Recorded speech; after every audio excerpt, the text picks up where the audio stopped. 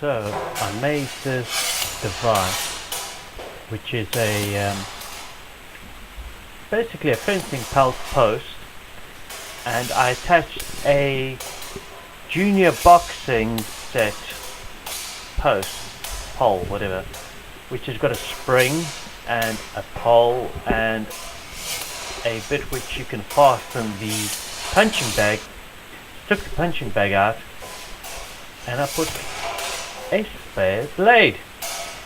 Drilled a couple of holes into the post, and well, I've got a Thrustmaster or Thrust Buddy version 2 going here.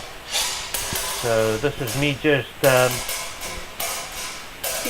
doing some solo drills really, up against a wooden post with a sword sticking out, practicing my drills, controlling the blade, kind of strong and weak drills, kind of thrusting to where the post is. It's just stuff you do with a partner typically, but stuff you can practice on your own. Obviously not as good as a partner, but it works. And I had a lot of fun making this. I had a lot of fun training this. This is a little bit later. Different shirt, obviously. So, yeah, just kind of having fun with this. The blade's always in your face. You get to move it, control it. Similar to the way you would with a pairing with a partner. You get to practice the strong and weak, and coming in with your guard to control the sword, get out of the way of the point. You charging in like that, you'll get it in your face. So it's just great for practicing these drills.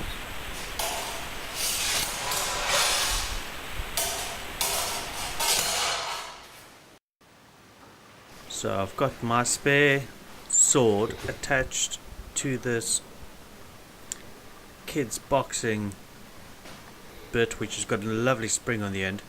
A typical fencing pelt with some holes drilled through it. You can see the base here. Very simple design, easy to make, and this is what it looks like from the side.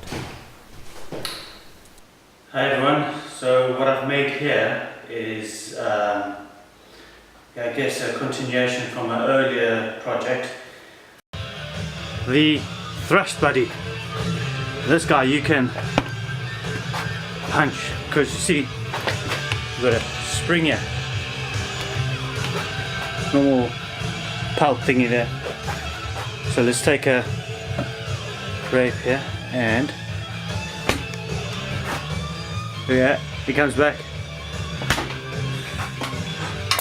Flexible arm which stays fixed on a typical timber post, and just a spare blade which I have fixed in here, as you can see over there, half round over there. I can make it better of course, but this is just to show how simple this solution is. And a couple of holes here so I can place the sword at different angles, different heights.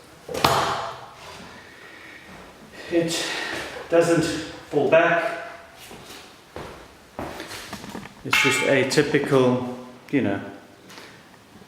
chopping block really that we use in HEMA for a pelt or putting tatami mats. So the boxing set's quite useless really. It comes with a base and cheap gloves, but this steel with the spring is what gives you this option. This is the set. It's called a punch bag speedball boxing set, mitts, gloves, boys, children toys by King Sports. To show you, nice movement, like someone holding the sword and giving a bit of weight on the wrist. I mean, it's not going to replace a real partner. With self-practice, it's great.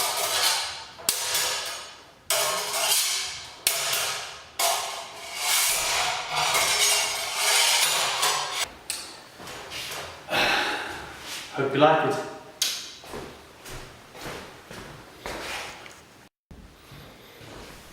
So what I wanted to capture here is just to show you the placement of the pole with your sword. It's kind of like your length of your arm when you've got it slightly bent in a neutral kind of guard, defensive guard. So you don't really need the pole to be longer, which is great, you know, length, width. Just covering some more drills here, this time with the rapier and dagger. Lovely for rapier and dagger because you get to really practice coming in with the dagger, controlling the sword and coming in with a thrust. It just gives you that familiarity, that muscle movement. I like this drill, really. I do love this drill with a rapier and dagger. The more you do it, the more you think about it when you are fencing with a real person, because you kind of gauge the distance. You kind of feel comfortable using your rapier and your dagger. So, you know, really helpful.